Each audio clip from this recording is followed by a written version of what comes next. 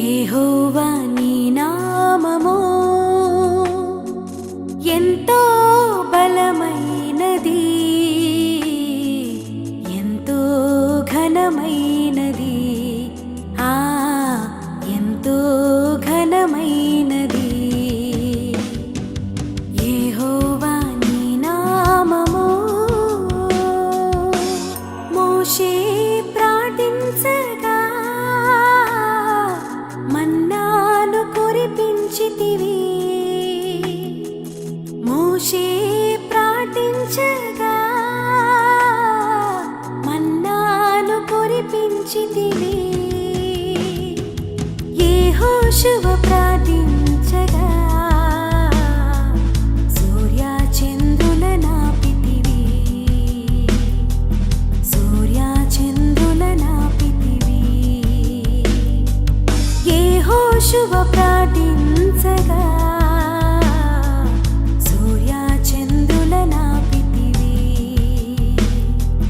సూర్య చంద్రుల నాపితివి. యెహోవా నీ నామము.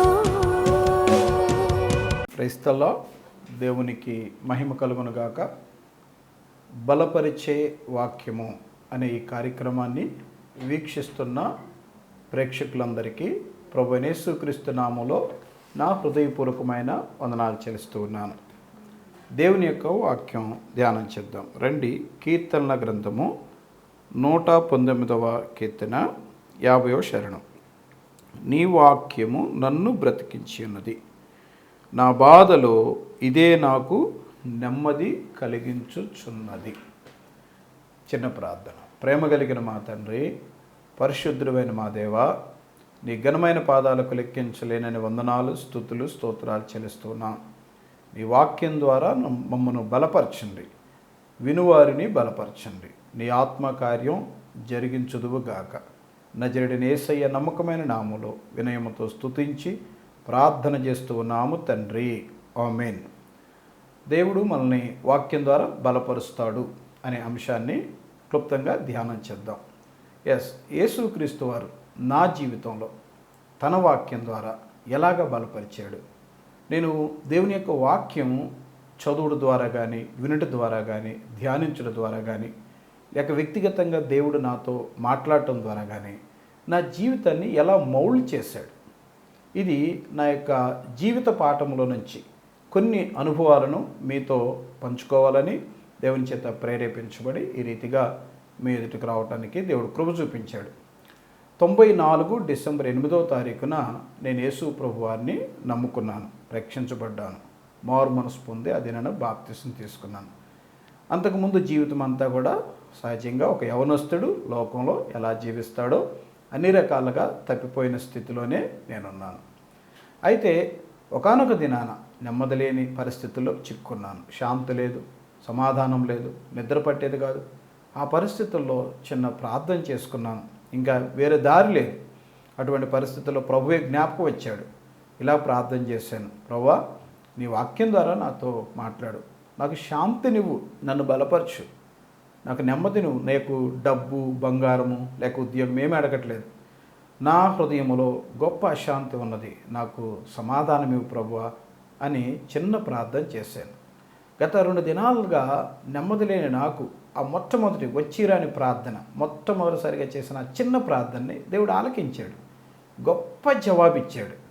నిజంగా మీకు చెప్పదలుచుకున్న ఒక మంచి మాట ఏంటంటే, నెమ్మది లేని పరిస్థితుల్లో, సమాధానం లేని పరిస్థితుల్లో ఎవరైనా చిక్కుకొని ఉంటే వారికి నిజమైన ఔషధం, నిజమైన సహాయం మనము హృదయపూర్వకంగా విరిగి నలిగిన హృదయంతో యేసయ్య దగ్గరికి వెళ్ళి మనం ఏ స్థితిలో ఉన్నామో ఆ స్థితిని గురించి ప్రార్థన చేయటమే.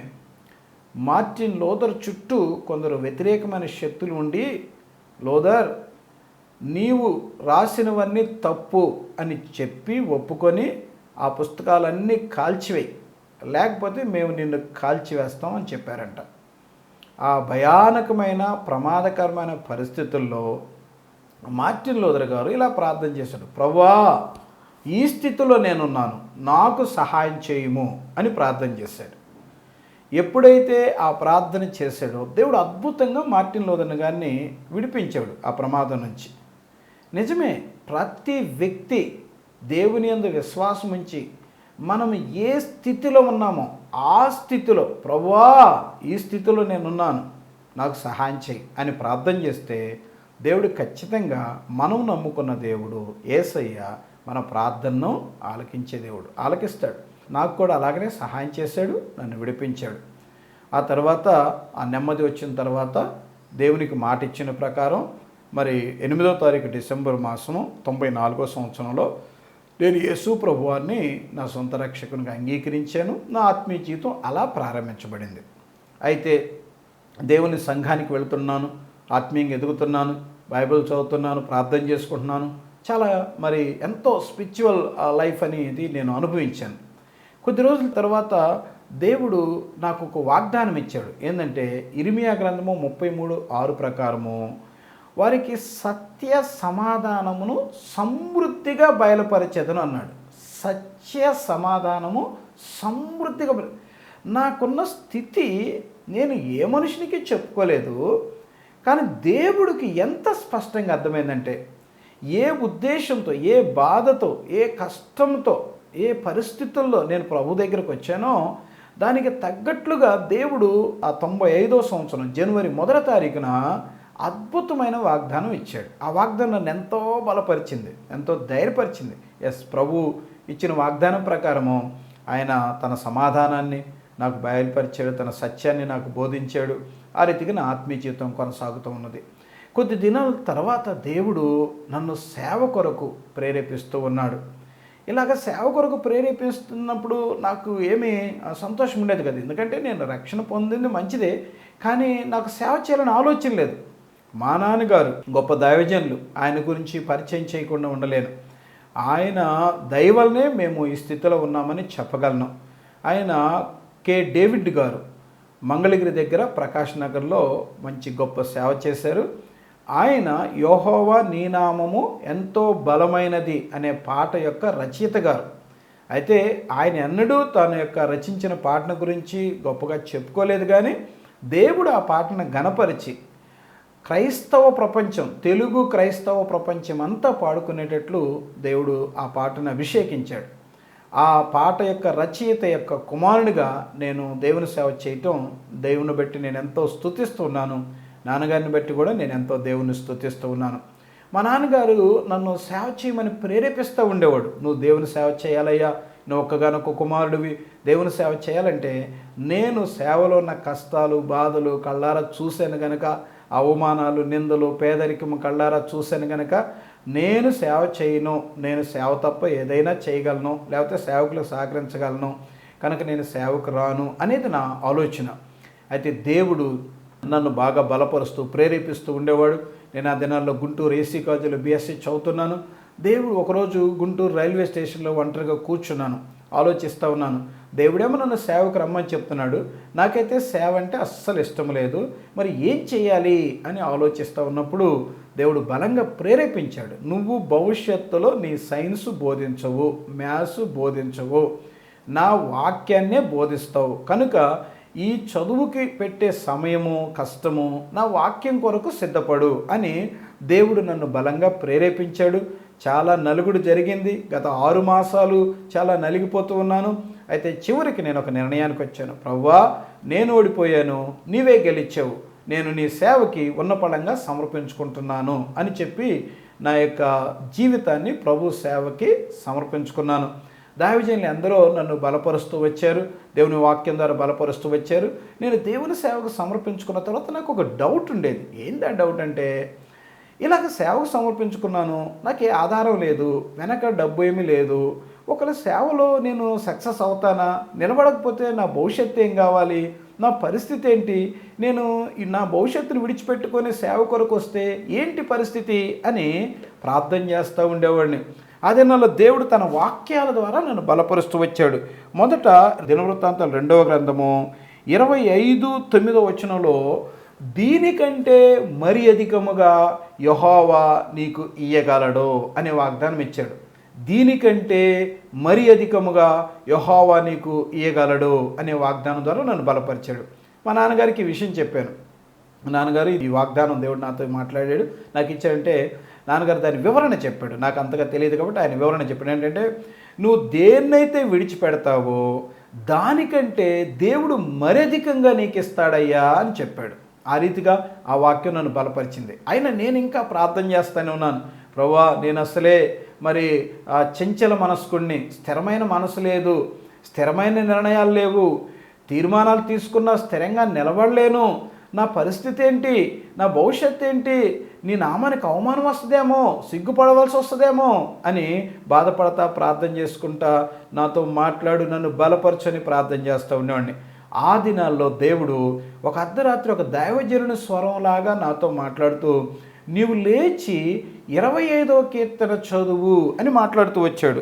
నీవు లేచి 25వ కీర్తన చదువు అనే మాట ద్వారా దేవుడు నన్ను బలపరుస్తూ వచ్చాడు. ఏంటి 25వ కీర్తన, ఆ 25వ కీర్తనలో ఏముంది అని చెప్పి నేను చదువుతూ వస్తే మొదటి 2 శరణాలు, యెహోవా నీ దిక్కునకు చూచిన ఆత్మనెత్తుకొనుచున్నాను, నా దేవా నీ యందు నమ్మిక ఉంచి ఉన్నాను, నన్ను సిగ్గుపడనీయకుము, నా శత్రువులను నన్ను గురించి ఉత్సహింపనీయకుము, నీ కొరకు కనిపెట్టు వారిలో ఎవడును సిగ్గునందడు.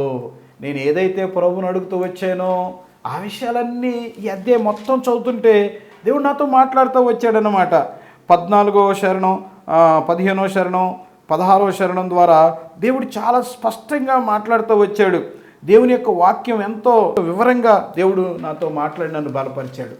సో అంటే దేవుని వాక్యం సేవలోకి రావటానికి ఎంతగానో నన్ను బలపరిచింది. ఈ రీతిగా చెప్పుకుంటూ పోతే సేవలోకి వచ్చిన తర్వాత ఎన్ని శ్రమలు, ఎన్ని భయాలు, ఎన్ని ఆందోళనలు. దొనకొండ ప్రాంతంలోకి 2021వ సంవత్సరంలో సేవకు వెళ్ళాను. అంతకుముందు 99వ సంవత్సరం మే నెల 20వ తారీఖున ప్రకాశం జిల్లా తల్లుబాడు మండలం ప్రక్కన చెన్నారెడ్డిపల్లినే ఒక చిన్న గ్రామానికి దేవుని సేవ కొరకు దేవుడు తీసుకువెళ్ళాడు. నాతో పాటు కొందరు సహోదరులు వచ్చారు. వారితో నేను సేవ ప్రారంభించాను. అక్కడ మరి పరిచర్య ప్రారంభించబడింది. తర్వాత మార్కాపురంలో పరిచర్య ప్రారంభం, తర్వాత దొనకొండలో పరిచర్య. దొనకొండకు వచ్చినాక చాలా వ్యతిరేకతలు, చాలా సమస్యలు వచ్చినాయి. అప్పుడు ఎలా ప్రభువా ఏంటని అక్కడ దొనకొండలో ఉన్న రైల్వే స్టేషన్లో కూర్చొని బాధపడతా ప్రార్థన చేస్తూ ఉండేవాడిని. ఒక దినాన దేవుడు నాతో మాట్లాడు, ద్వితీయోపదేశకాండం 2:7లో నీ దేవుడైన యెహోవా నీకు తోడై ఉన్నాడు, నీకేమీ తక్కువ కాదు అని చెప్పాడు. అప్పుడున్న ఆర్థిక పరిస్థితి, అప్పుడున్న వ్యక్తిగత సమస్యలు, భయాలు, వీటన్నిటిలో ఆ వాక్యం ద్వారా దేవుడు నన్ను బలపరిచి ఆ సేవని చాలా ఆశీర్వాదకరంగా తీసుకొచ్చాడు. ఈ రీతిగా దేవుని యొక్క వాక్యం సేవలోకి వెళ్ళిన తర్వాత కూడా ఎన్నోసార్లు దేవుడు సహాయం చేస్తూ వచ్చాడు, దేవుడు మాట్లాడుతూ వచ్చాడు. ప్రతి వీక్షకులకి ఈ సందర్భంగా చెప్పే మాట ఏంటంటే దేవుడు తన వాక్యం ద్వారా మనల్ని బలపరుస్తూ ఉంటాడు. ఆయన వాక్యం మనల్ని బలపరిచింది.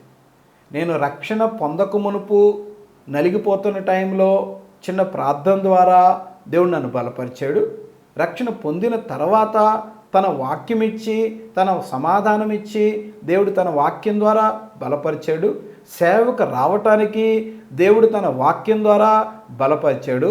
సేవలో వచ్చిన కష్టాలు, నష్టాలు, ఇరుకులు, ఇబ్బందులు, భయాల్లో దేవుడు తన వాక్యం ద్వారా నన్ను బలపరిచాడు. ఈ రీతిగా కుటుంబ విషయంలో కూడా దేవుడు తన వాక్యం ద్వారా ఎన్నో రీతిలుగా బలపరుస్తూ వచ్చాడు. ఈ కార్యక్రమాన్ని వీక్షిస్తున్న మీకు ఏ పరిస్థితుల్లో కూడా మనము మన యొక్క విశ్వాసాన్ని విడిచిపెట్టకుండా, దేవా నువ్వు మాట్లాడతావంట కదా, నీ వాక్యం ద్వారా మాట్లాడతావంట కదా, నాతో మాట్లాడు అని నువ్వు ప్రార్థన చేసుకుంటే దేవుడు అద్భుతం చేస్తాడు. నా సేవ అనుభవాల్లో చెప్పడానికి సమయం కాదు, కానీ ఎంతమంది జీవితాల ద్వారా దేవుడు మాట్లాడుతూ వచ్చాడు, ఎంతమంది జీవితాలతో దేవుడు మాట్లాడుతూ వచ్చాడు. ఒక సిస్టర్ గారు అయితే తన కుటుంబ కష్టాలను బట్టి, సమస్యలను బట్టి ఆత్మహత్య చేసుకోవాలనుకుంది.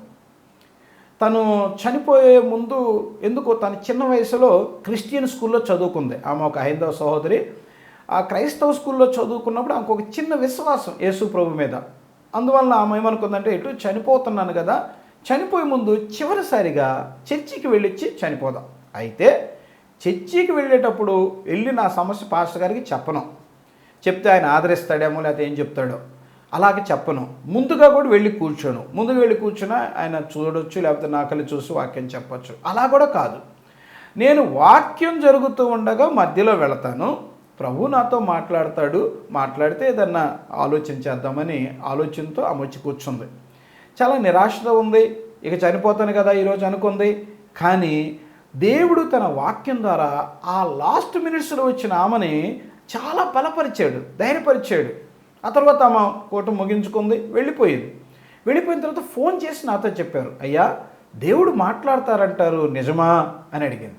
ఏంటమ్మా నీ సమస్య ఏంటి, నువ్వు ఏం చెప్పదలుచుకున్నావు అని అడిగితే ఆమె చెప్పింది, నా పరిస్థితుల్లో నెమ్మది లేక శాంతి లేక చచ్చిపోవాలనుకున్నాను, చనిపోవాలనుకుని కూడా అన్ని రీతిలుగా సిద్ధపడ్డాను. కానీ మేము మీ చర్చికి వచ్చాం, దేవుడు మీరు వాక్యం చెప్తుండగా ఆ వాక్యము నన్ను బలపరిచింది, నా ఆత్మహత్యను నేను విరమించుకున్నాను అని చెప్పింది. దేవునికి మహిమ కలుగునుగాక. What a wonderful God we have. ఎంత అద్భుతమైన దేవుడు మనకున్నాడు.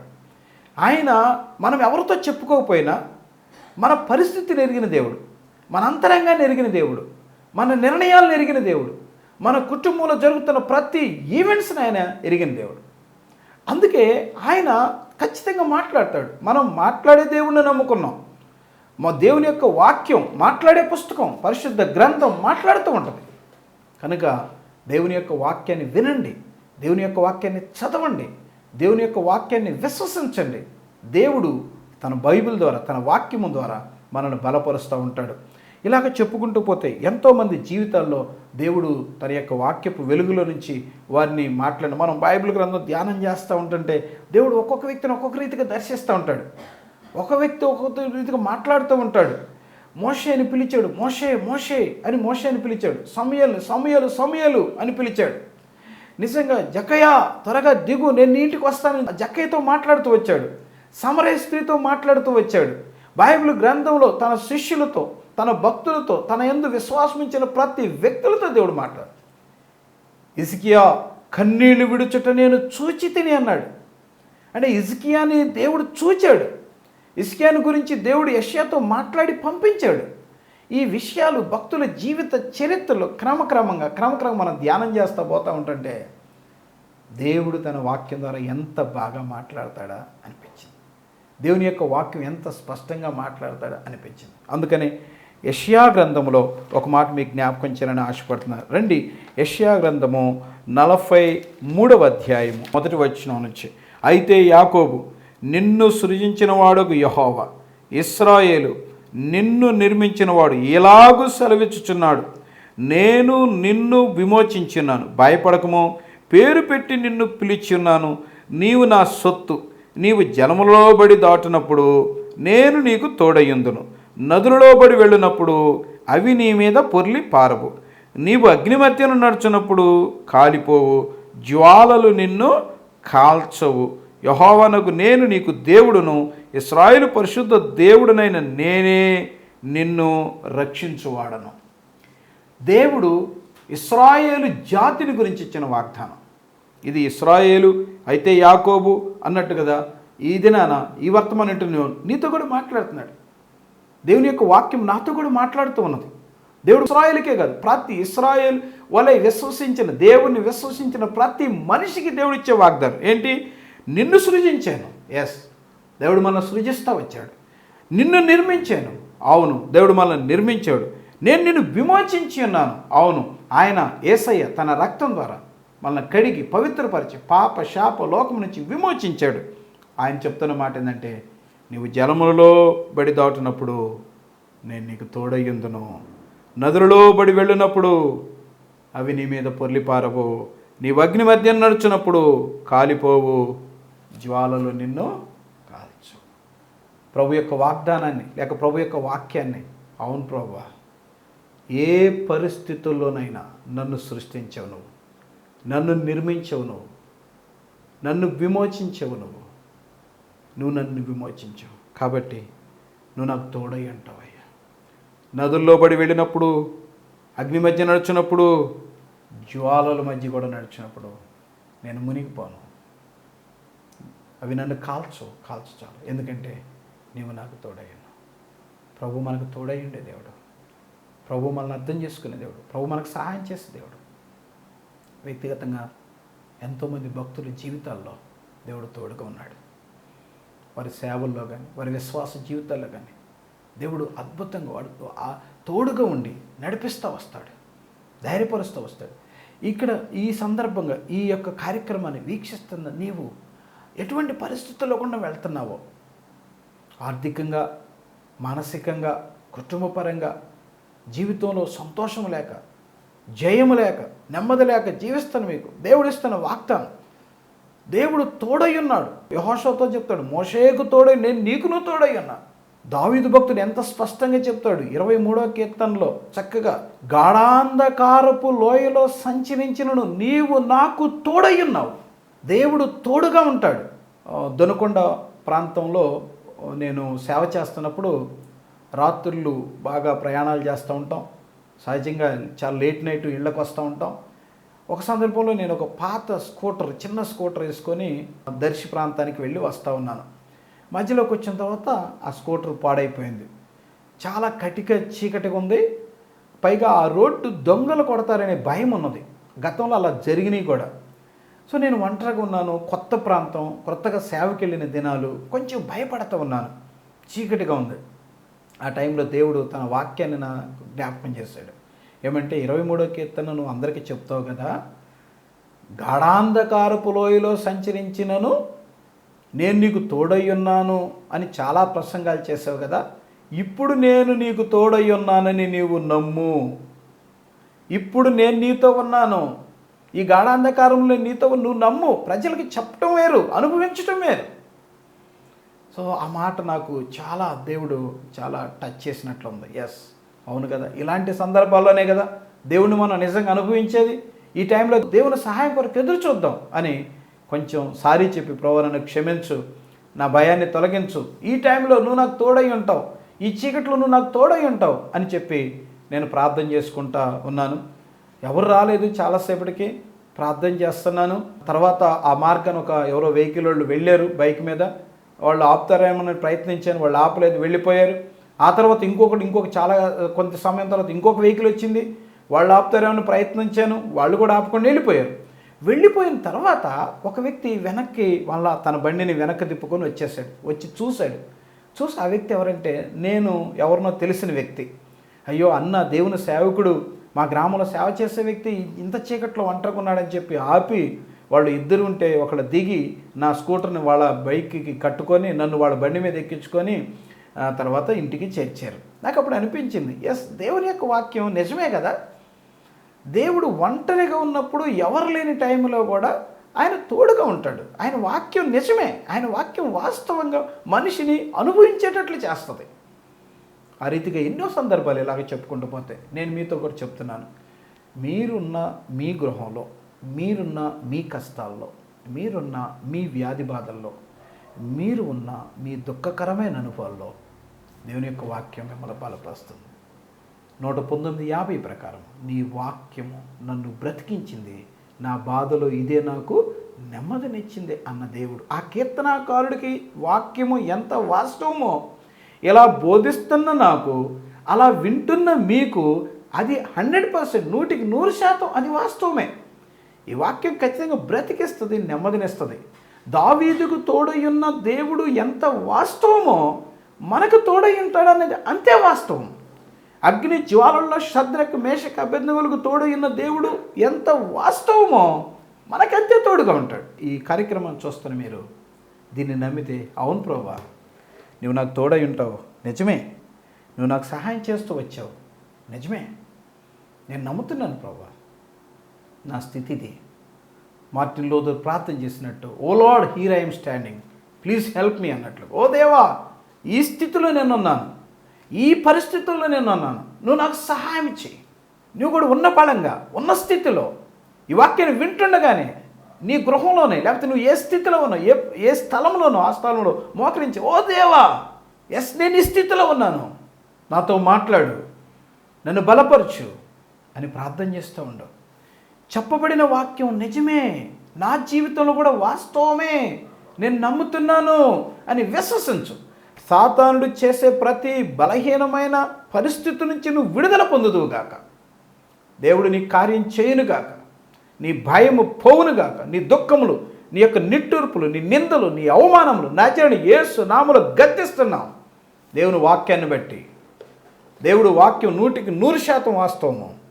దేవుని యొక్క వాక్యం నా జీవితంలో ఎన్నో రీతులుగా బలపరుస్తూ వచ్చింది. నేటికి దేవుని యొక్క వాక్యం ద్వారా బలపరచబడుతూ ఉన్నాం, ధైర్యపరచబడుతూ ఉన్నాం, పోషించబడుతూ ఉన్నాం, నడిపించబడుతూ ఉన్నాం. అనేకుల జీవితాల్లో వారి జీవితాల్లో దేవుని కార్యాలు వాక్యం ద్వారా చూస్తున్నాం. ఒక సహోదరుడు నాకు ఒక మెసేజ్ పెట్టాడు, అన్నా మీరు మా ఊరు వచ్చారు, మా జీవితాన్ని మార్చారు. వాస్తవంగా నేను వెళ్ళి జీవితాన్ని మార్చింది వాస్తవం కాదు, కానీ దేవుని వాక్యం వారి జీవితాన్ని మార్చింది. ఒక తమ్ముడైతే నా కాళ్ళ మీద పడి ఏడ్చాడు. ఏంటంటే, అన్నా నిజముగా నేను ఒక హై స్కూల్ స్టేజ్లో ఒక వ్యభిచారిని అన్నా. మా అమ్మ బలవంతంగా నన్ను ఈ మీటింగ్కి తీసుకొచ్చి కూర్చోబెట్టింది.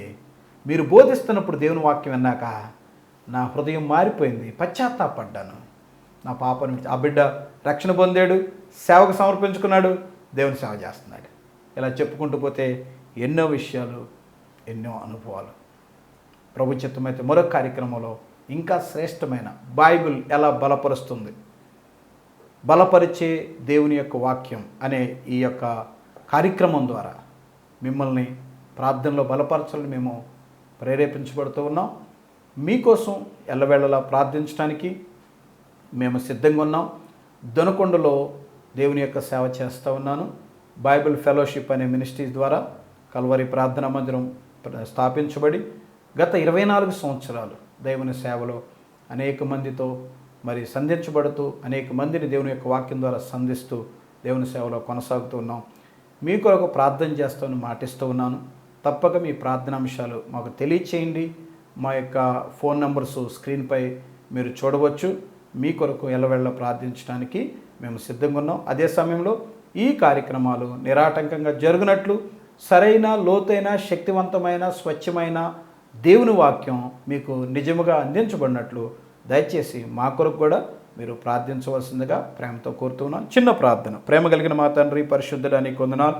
ఈ కార్యక్రమాన్ని చూస్తున్న ప్రతి ఒక్కరిని బలపరచండి, ధైర్యపరచండి, స్థిరపరచండి. కృంగిన వారిని లేవనెత్తండి, పడిపోయిన వారిని ఉద్ధరించండి, రోగులను స్వస్థపరచండి, ధైర్యం చేయని వారికి ధైర్యం తెచ్చండి. ఎస్ లార్డ్, నీ సేవకు నోటి మాటను రూఢిపరిచి వారితో మీరు మాట్లాడి బలపరచమని యేసయ్య నమ్మకమైన నామములో వినయంతో స్తుతించి ప్రార్థన చేస్తూ నాము తండ్రి, ఆమెన్. మన తండ్రి అయిన దేవుని ప్రేమ, కుమారుడైన యేసయ్య కృపా, పరిశుద్ధాత్మ దేవుని అన్యోన్య సహవాసము సదాకాలము మనందరికీ తోడై నడిపించును గాక, ఆమెన్. మీ అందరికీ నా హృదయపూర్వకమైన వందనాలు. God bless you all. యెహోవా నీ నామము ఎంతో బలమైనది, ఎంతో ఘనమైనది.